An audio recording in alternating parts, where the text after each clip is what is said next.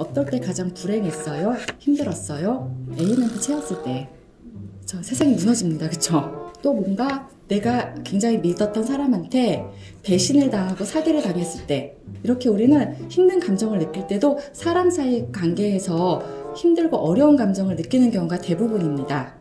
감정은 세상을 향해서 내가 어떤 사람인지를 표현하고, 또 타인과의 관계에서 너와 내가 서로 소통하는 훌륭한 도구입니다. 솔직하게 상처 주지 않게 저자이신 전미경 원장님을 모시겠습니다. 네, 안녕하세요. 솔직하게 상처 주지 않게의 저자 전미경입니다. 제가 오늘은 감정에 관한 얘기를 하려고 합니다. 실은 우리가 살면서 인간의 삶은 감정에 대한 것이 전부입니다. 우리가 좋다, 싫다, 기쁘다, 행복하다, 불행하다, 이런 것들이 모두 감정에 대한 용어입니다. 우리는 이런 감정들 때문에 웃고, 울고, 기쁘고, 불행합니다. 우리가 행복한 감정을 느끼기 위해서 우리는 사랑을 하고, 결혼을 하고, 또 일을 열심히 하고, 돈을 열심히 법니다. 행복한 감정을 느끼기 위해서 우리 삶을 열심히 갖고 나갑니다. 이 감정은 인간만 느끼느냐? 그렇지 않습니다. 동물도 느낍니다. 혹시 여러분들 중에 강아지나 고양이를 키워보신 분들은 잘 아실 겁니다. 동물들도 여러 가지 다채로운 감정을 가지고 있습니다. 주인이 예뻐해주면 좋아하고, 주인에게 구박을 받으면 슬퍼합니다. 또 본인들이 아프거나 다쳤을 경우에는 낑낑대면서 힘듦을 표시합니다. 강아지는 본인의 본능이나 욕구에 대한 것을 표현하기 위해 감정을 사용합니다. 그럼 인간은 어떠냐? 인간은 동물들처럼 그리 단순하진 않습니다. 물론 우리 인간도 동물들처럼 욕구나 본능을 표현하기 위해 감정을 사용합니다. 애를 키워보신 분들은 다 아실 겁니다. 애들이 기저귀가 축축하거나 배가 고프면 어떻게 하죠? 그냥 웁니다. 오로지 울음 하나로서 본인이 원하는 것을 표현을 합니다. 그래서 부모에게 나를 봐달라고 신호를 하고, 부모는 아기 울음에 따라서 아기가 원하는 것을, 또 아기가 불편한 것을 찾아서 해결해 줍니다. 그런데 나이가 들어가면서 조금 더 복잡해집니다. 감정을 표현하는 데 있어서 말도 사용하고요, 몸짓도 사용하고요, 표정도 사용합니다. 때로는 이메일이라든가 글을 통해서 자신을 표현하기도 합니다. 어릴 때는 우리가 내 감정을 갖다가 여과 없이 솔직하게 표현합니다. 괜찮습니다. 어리니까. 그런데 나이가 들어가면서부터는 그렇게 솔직하게 나의 감정을 표현하는 게 녹록지 않습니다. 어린이집에 들어가거나 유치원에 들어가거나 학교에 들어갈 경우에요, 내가 원하는 대로 땡깡을 부리고 울고 하게 되면 어떻게 되나요? 일단 선생님한테 야단을 맞겠죠. 그리고 친구들이 나랑 놀아주지 않습니다. 사회에 나오면 더 가혹합니다. 사회생활 해보신 분들은 내가 원하는 것을 다 표현을 못하고 사는 경우가 대부분이실 겁니다. 그래서 머리가 복잡하고 가슴이 답답해집니다. 뭔가 열심히 살고는 있는데 내 뜻대로 되는 건 없고, 왜 이렇게 내 삶은 힘들까? 불행하기도 합니다. 자, 여기서 감정의 기능을 또 하나 우리가 알 수 있습니다. 감정은 오로지 나만의 것이 아니고 밖으로 흘러나오게 됩니다. 그래서 감정선이라는 이름으로 남들에게 보여주게 됩니다. 이 감정선이란 말이 조금 어렵긴 한데요, 흔히 성격이라고 생각하시면 무리가 없을 것 같습니다. 우리가 어떤 사람을 볼 때, 아, 저 사람은 성격이 외향적이다, 내성적이다, 발랄하다, 뭐 이런 여러 가지 평가들을 하게 됩니다. 이렇게 감정선은 이런 색깔도 다르고 높낮이도 다르게 표현이 되고, 이 표현된 감정선은 남들한테 보여지게 됩니다. 표현된 감정선을 통해서 자신이 정체성을 드러내게 됩니다. 실은 이런 정체성을, 성격을 잘 드러내는 분들이 아마 연예인일 것 같습니다. 우리가 어떤 연예인 보면은 그 연예인만의 독특한 색깔을 보고 우리는 그 연예인의 찐팬이 되기도 하고, 어떤 연예인의 안티가 되기도 합니다. 요새 세상에는 이런 감정을 통해서 나의 정체성을 드러내는 게 굉장히 중요한 세상이 됐습니다. 많은 분들이 SNS나 유튜브를 통해서 나를 세상에 표현하고 드러냅니다. 혹여 너무 과도한 자기 표현을 하는 사람에 있어서 관종이라는 표현을 써서 이들을 나쁘게 말하기도 합니다. 그런데 인간은 원래부터 관종입니다. 자, 보세요. 우리가 태어날 때 그 엄마한테 나 좀 봐달라 우는 것부터 해서 좀 크면은 아기가 유치원 가면 어때요? 오늘 엄마한테 오늘 뭐 했어 뭐 했어. 최소한 부모한테는 우리는 관종짓을 하며 살고 있습니다. 실은 여러 가지 재주를 뽐내면서 언론에 노출이 된 여러 연예인들이나 유튜버들이나 또 예술인들이나 작가들은 이 긍정적인 관종의 역할을 충실히 잘 시행하고 사는 사람들입니다. 그래서 돈과 인기와 명예를 얻습니다. 네, 이처럼 이 세상에서 나를 표현하는 것은 굉장히 중요한 문제입니다. 자, 우리가 이렇게 감정이 중요하구나. 단순히 나한테 있는 나만의 것이 아닌 밖으로 표현되어서 남들한테 보여지는 거구나 라는 것을 배웠습니다. 근데 감정은 감정 하나로만 딸랑 존재하진 않습니다. 감정은 이성과 같이 짝을 이루게 됩니다. 예를 들어서 누군가 나를 치고 지나갔단 말이에요. 근데 물건을 갖다가 옆구리에 잔뜩 끼고 있었기 때문에 어쩔 수가 없었습니다. 근데 평소에 저 사람이랑 별다른 관계가 아니었어요. 그러면은 별 생각이 안 듭니다. 근데 평소에 내가 그 사람을 싫어했거나 혹은 그 사람이 나를 싫어하는 걸 알았거나 할 경우에 툭 치고 지나가면은 자 이제 오만 가지 생각이 들게 됩니다. 어떤 생각이 들까요? 제가 나를 평소에 싫어하는데 이게 툭 치고 지나갔네 라는 생각을 할 수도 있고요. 사실은 그냥 툭 치고 지나갔을 뿐인데 불쾌한 감정이 올라오게 됩니다. 감정은 이성과 만나면서 여러 가지 감정의 다채로운 색깔을 만들어내게 됩니다. 그 다음 어떻게 되죠? 어떤 행동을 하게 되죠. 그 사람이 쳤을 경우에 뭐 별다른 행동을 안 하고 지나갔을 수도 있습니다. 뭐 그냥 그런가 보다라고 생각을 하고요. 아니면 그 사람 쫓아가갖고 왜 나를 쳤느냐 따질 수도 있습니다. 바로 감정과 이성이 짝을 이루고 그 다음에 행동을 하는 이게 각각의 다른 단계인 것 같은데 사실은 세 개가 합쳐져갖고 우리는 순식간에 행동을 하게 됩니다. 일명 제가 삼위일체라고 말씀을 드리는데요. 감정과 이성과 행동, 삼위일체가 순식간에 이루어지게 됩니다. 그래서 감정과 이성과 행동이 그 3종 세트가 돼서 우리 인간의 수많은 선택, 결정, 행동을 좌지우지하게 됩니다. 감정과 이성과 행동이 삼위일체를 이룰 경우 우리가 머리가 깨끗해집니다. 예를 들어서 내가 저 사람을 싫어했어. 저 사람이 나한테 만나자고 했어. 나는 싫은 감정이 올라와. 그래서 거절합니다. 아 오늘 바빠서 내지 뭐 내가 아파서 내지 못 나갈 것 같아요 라고 하면은 뭐 그 사람에 대한 생각이 머릿속에서 사라지게 되죠. 그런데 그 사람을 싫어했어. 근데 만나자는 약속을 했는데 무슨 모임이나 그냥 꾸역꾸역 나가게 된단 말입니다. 그럼 어때요? 나가기 전까지 되게 불편하죠. 저 모임 안 나가고 싶은데 어찌해야 되나. 나간다고 말을 해놨는데 어찌해야 되나. 너 나갔을 때도 그 모임 자체가 즐겁지 않습니다. 왜? 감정과 이성과 행동이 삼위일체가 되지 않았잖아요.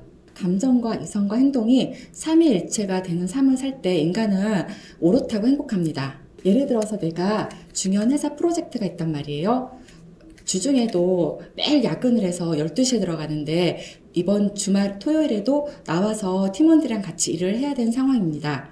그런데 이번 주말 토요일에 시아버지 제사가 있다고 시어머니가 연락이 왔습니다. 이번 주말에 장도 보고 음식 준비도 해야 되니까 일찍 오거라 라고 시어머니 전화가 왔습니다. 자, 이제 우리 선택을 할 수 있습니다. 1번 시댁에 안 가고 회사 나간다. 2번 회사 안 나가고 시댁 간다.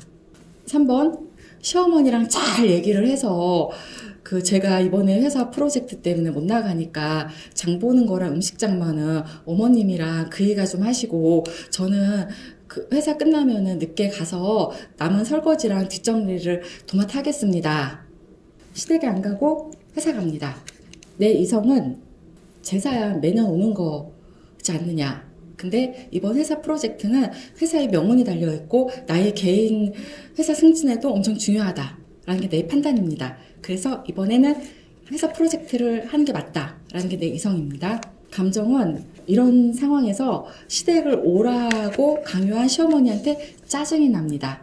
세 번째 행동은 그래서 안 가기로 했습니다. 어때요? 감정과 이성과 행동의 삼일체가 일어납니다. 이제 머리가 깨끗해지고 이제는 시어머니의 시댁의 제사 사건과 회사 프로젝트가 해결이 돼서 엔딩이 될 거라고 생각들 하시죠? 네, 엔딩 안 됩니다. 왜? 남편이 짜증을 내잖아요. 그쵸? 왜 자기는 회사는 어쩌고 저쩌고부터 며느리 된 도리를 자기는 안 한다부터 해서, 그쵸? 시어머니 전화 오겠지. 도대체 왜 안 오냐. 그래서 나는 감정과 이성과 행동이 일치가 됐는데 내 남편과 시어머니는 감정과 이성과 행동이 일치가 안 됐거든요. 어떻게 되겠어요? 나한테 계속 잽이 들어오죠. 두 번째, 회사 안 나가고 시댁 간다입니다. 자, 여기서는 뭔가가 삐그덕됩니다. 내 감정과 이성과 행동이 일치가 안 되죠. 난 안 가고 싶은데 가게 됐습니다. 어떻게 돼요? 입이 대빨 나오죠. 그쵸? 그 짜증은 누구한테 가요? 남편한테 가야죠. 저 남편한테 이제는 돌아온 차 안에서 어쩌고 저쩌고 이러쿵 저러쿵 막 한바탕 푸념을 하죠. 남편뿐이 아닙니다. 일단 시어머니한테는 말을 못했잖아요. 내가 이렇고 저렇고 해서 지금은 회사 나가는 게 맞는 것 같습니다. 라는 말을 못했단 말이에요. 시어머니에 대해서도 여러 감정이 해소가 안 됩니다. 어떤 감정? 미운 감정이요. 그럼 어떻게 하는 것이 정답이냐? 시어머니한테 일단 내가 상황이 이러저러해서 회사에 나가는 것이 맞는 것 같습니다. 라고 말을 하는 게 정답입니다. 그럼 시어머니 남편은 그 얘기 듣고 가만히 있겠느냐? 물론 화를 내겠죠. 근데 적어도 표현을 했고 공을 시어머니한테 던졌습니다. 시어머니가 공을 받아서 그래도 내 입장은 며느리니까 제사를 와야 된다 라고 하실 수도 있습니다. 혹은 그래 애미 말을 들어보니 회사 프로젝트가 엄청 중요한 일이구나. 내 그건 몰랐지. 이번 제사는 오지 말고 회사 열심히 하거라.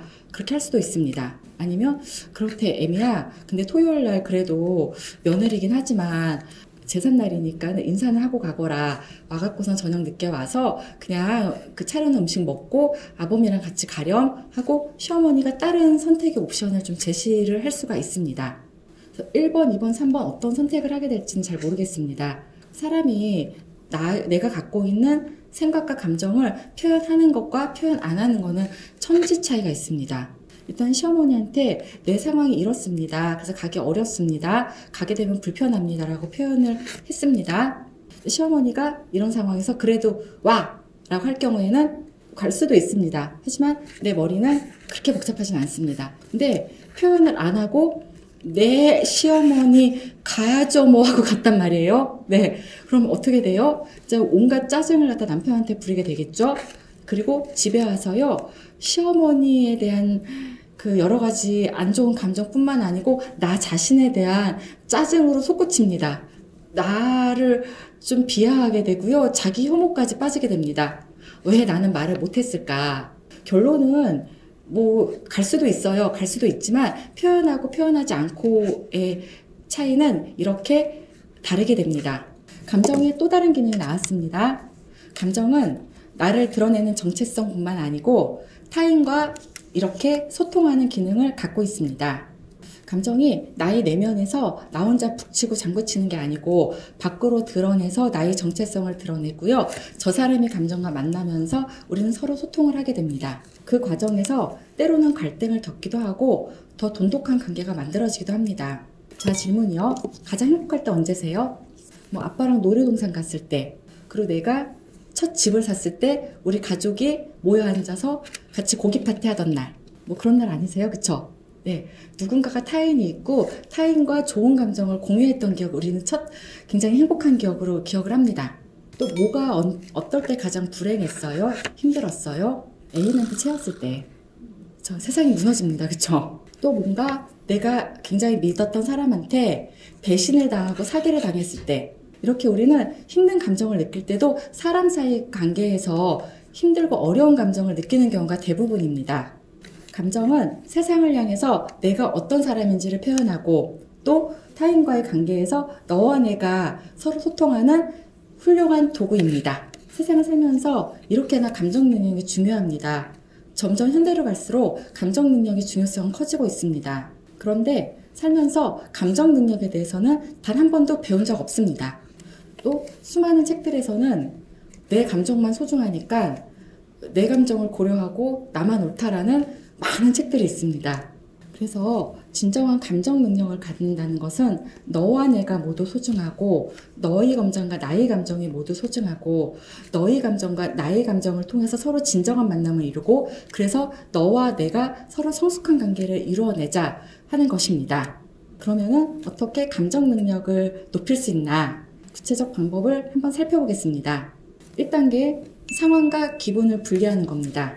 상황, 시어머니가 어떤 말을 했다. 시어머니가 시댁에 오라고 했다. 기분, 내 기분이 섭섭했다. 왜 섭섭하고 왜 짜증이 나죠? 시어머니가 시댁 오라고 했을 뿐인데. 말씀드렸죠? 이성과 짝을 이루게 된다고. 어떤 생각과 짝을 이루게 됩니다. 시어머니는 내 직장 일을 중요하게 생각하지 않나 보다. 일단은 섭섭하고 짜증난 거를 밖으로 좀 빼내보고요. 그 상황을 봅시다. 일단은 시어머니가 시댁에 오라고 했다. 나는 프로젝트 때문에 못 간다. 그쵸? 그럼 2단계 어떻게 해야 되죠? 흥분하지 말고 나를 표현을 해야 됩니다. 1번 판단을 섞지 않고 있는 그대로의 사실과 상황을 말합니다. 어머니께서 이번 주 토요일에 시댁 제사 문제로 일찍 오라고 말씀을 하셨는데요. 2단계 나의 느낌 솔직하게 말합니다. 제가 만일 제사에 가게 되면은 마음이 많이 힘들 것 같습니다. 3단계 내가 필요로 하는 것을 말합니다. 제가 이번 주말에는 회사에 출근을 꼭 하고 싶습니다. 4단계 지금 할 수 있는 것을 구체적으로 요구합니다. 혹시 제가 그날 당일 일찍 못 가지만 나중에라도 혹은 지금이라도 어머님을 도와드릴 수 있는 게 있다면 말씀을 해주세요. 물론 쉽지 않습니다. 시어머니가 섭섭할 수 있을 것 같습니다. 그런데 우리는 좀 이렇게 나의 상황을 객관적으로 설명하고 나의 기분도 설명하고 내가 바라는 것도 표현하고 지금 할 수 있는 걸 구체적으로 요구하고, 그러니까 내가 연습을 하고 상대방도 연습을 해서 서로 대화를 할 때 이렇게 서로 공을 갖다가 던지면서 티키타카를 할 수 있으면 얼마나 좋을까라고 좀 이상적인 생각을 해봤습니다. 이런 게 안 돼 갖고서는 좀 힘들어 하잖아요. 누군가 대화를 할 때 꽉 막힌 벽창호 같고 자기 얘기만 하고 분명히 내 입장을 설명했는데 받아들여지지 않아서 속상하고 이런 경험들 많으시죠. 그래서 내가 표현할 때 또 상대방 말을 들을 때도 이렇게 이 1, 2, 3, 4에 맞춰 갖고서는 이해를 하시면 참 좋을 것 같습니다. 우리가 감정이 올라오게 되면은 이 모든 게 좀 쉽진 않습니다. 우리가 흔하게 하는 말이 있습니다. 눈에 뵈는 게 없다라고. 어떨 때 이런 말을 쓰죠? 화났을 때. 그쵸? 눈에 뵈는 게 없죠. 막 이거 어떻게 해야 될 것 같고. 그쵸? 이게 근데 일리가 있는 말입니다. 편도체라는 뇌 부위가 있는데 공포와 불안을 관장하는 부위입니다. 이게 과도하게 활성화하게 되면은 그 전두엽의 기능을 다 잡아먹습니다. 그 전두엽은 여기 머리 앞에인데요. 그 전두엽은 우리가 생각하고 실행하고 억제하고 계획하는 일종의 나의 머리와 행동의 총사령관 같은 역할을 하는 곳입니다. 그래서 이 전두엽의 기능이 실질적으로 떨어지는 분들은 감정 조절이 잘 안 되시는 분들이세요. 어떻게 되죠? 그냥 당장 술 마셔야죠. 술을 퍼마시죠. 그쵸? 또 폭식을 합니다. 소리 지르죠. 주변 사람들 짜증냅니다. 극단적으로는 자해를 하는 분들, 또 감정 조절이 잘 안 되시는 분들이죠. 나의 부정적인 감정을 내가 나를 어찌할지 모르기 때문에 내 몸에 해를 가합니다. 누군가는 감정 조절을 현명하게 잘하고 사는 사람이 있습니다. 또 나의 감정 조절을 넘어서 타인의 감정까지도 봐주고 타인의 행동까지도 조절하는 사람들이 있습니다. 그러니까 타인을 잘 설득시키고 납득시켜서 타인한테 그 마음의 변화도 가져오고 타인의 행동의 변화도 가져오는 훌륭한 분들이 있습니다. 그런 사람 특징이 내 감정뿐만 아니고 타인의 감정을 보는 그 눈을 동시에 갖고 있습니다. 이거 어렵습니다. 누군가 말을 할 때, 대화를 할 때 보면은 자기에게 취해 갖고서 남의 말을 제대로 안 듣는 사람도 있고요. 말뿐만 아니고 감정까지 봐야 되는데 하물며 말도 안 듣는데 어떻게 감정까지 볼 그런 자세가 되겠습니까? 근데 어떤 분들은 대화를 할 때 자신의 감정도 살피고 타인의 감정도 살피면서 주의 깊게 그 상대방의 말과 감정을 잘 따라가는 분들이 계십니다. 바로 이런 사람들을 심리적 가시성이 높다라고 표현을 합니다. 감정 능력이 높은 사람들은 심리적 가시성이 높은 사람들인데요. 예를 들어서 꽃병을 깼을 때 애를 먼저 야단치는 게 아니고 왜 꽃병을 깼는지 애 마음을 먼저 봐주는 거죠. 꽃을 꺾어서 엄마한테 주려고 했어 라는 말을 먼저 보는 겁니다. 깨진 꽃병과 늘어난 집안일을 먼저 보는 게 아니고요. 이 심리적 가시성이 있는 사람을 부모로 만나거나 배우자로 만나면 참으로 행복합니다. 그런데 우리 부모 선택 못 하잖아요. 그쵸? 배우자도 일단 선택 어지간히 끝났잖아요. 그쵸? 그쵸? 맘대로 선택 잘 안 된단 말이에요. 그래서 우리는 심리적 가시성이 높은 사람들을 내 지인으로, 내 친구로 많이 킵해야 됩니다. 많이도 필요 없어요. 세상을 살면서 단 한 명이라도 나를 봐주고 나를 알아주는 사람이 있으면 그 사람 행복합니다. 개인적으로 감정 능력이 높은 사람들이 심리적 가시성으로 표현이 되면 집단적으로는 리더십으로 표현이 됩니다. 한동안 EQ가 엄청 떴을 때 있었어요. 그쵸? 정서지능이라고 표현하죠. EQ가 높은 아이가 공부를 잘한다라고 이런 책들도 뜨고 있는데 한국 사회가 모든 걸 다 공부랑 연관시키는 경향이 있어서 그렇긴 하지만 뭔가 IQ 말고 EQ 세대가 왔다라는 말 좀 들어보신 적은 있으시죠? 그쵸? 네. 그 EQ가 특히 리더십과 연결되어서도 좀 핫했습니다. 무난한 사람은 리더가 되기 어렵다. 제 챕터에 있습니다. 많은 사람이 굉장히 의아하셨습니다. 무난한 건 좋은 거 아니냐. 네, 맞습니다. 무난한 사람은 사원가보는 딱입니다. 하지만 우리가 중간 관리자가 되고 관리자가 되고 CEO가 될 경우에는 그 자리에 맞는 사람의 그 자질이 필요합니다. 그래서 이런 경우에 필요한 게 리더십이잖아요. 그래서 리더십은 상대방의 그 장점과 단점을 잘 알고, 아, 이 친구는 어떤 면에 소질이 있구나, 이 친구는 혼자 프로젝트 하는 게 맞는 친구구나 라는 거를 잘 알면서 그 사람의 역량을 키워주는 사람입니다. 그리고 이런 역량 키워주려면은 내가 그런 키움을 당한 경험이 있어야 됩니다.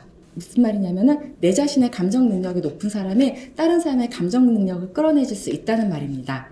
네, 그래서 무난한 사람은 리더가 되기 어렵다는 부분에 굉장히 많이 의아하셨는데 혹시 조직에 속한 분들 보세요. 리더라고 생각하는 리더가 조직을 정말 잘 이끄는 리더 혹시 내 주위에 있다면 그런 분들 한번 잘 보세요. 때로는 악역도 하고 때로는 선한 역도 하고 왔다 갔다 모드 체인지 하면서 자신이 자리를 잘 잡아나가지 않습니까? 그리고 조직을 정체성도 잘 알고 있고 각 개인의 개별성도 잘 이해하는 분, 이런 분들이 각 조직의 큰 리더가 돼서 살고 있습니다. 이 감정 능력이 타고나느냐? 그렇지 않습니다. 모든 걸 타고난다고 생각하면 얼마나 삶이 슬픕니까? 감정 능력은 IQ 같이 지능 지수처럼 정해진 게 아니고 우리가 갈고 닦으면 노력해서 키워질 수 있습니다.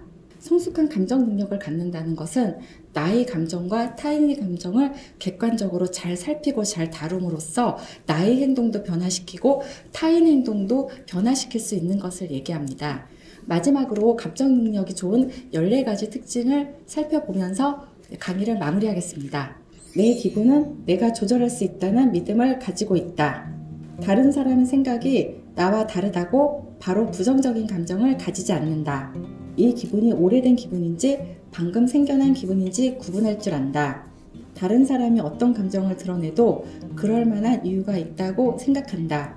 일어나지 않은 일을 미리 짐작해서 감정을 키우지 않는다. 좋아하는 사람이 내 제안을 거절하는 것이 나를 싫어하는 일이라고 받아들이지 않는다. 모욕을 당해도 그 순간의 일로 여길 뿐 계속 곱씹지 않는다. 오늘 내가 해낸 일에 집중하고 그 느낌을 소중하게 여긴다. 깊은 상처가 있을수록 나는 이것을 이겨낼 수 있다고 생각한다. 사람의 감정은 고정된 것이 아니라 언제든지 변할 수 있다고 생각한다. 어떤 기분이 들면 이것이 나에게 도움이 되는 기분인가를 먼저 생각한다. 설령 기분이 별로일 때도 좋은 감정을 연기할 줄 안다. 어떤 집단에 소속될 때는 반드시 긍정적인 이유를 가진다. 나의 감수성이 잘 발휘될 수 있는 일에만 집중한다.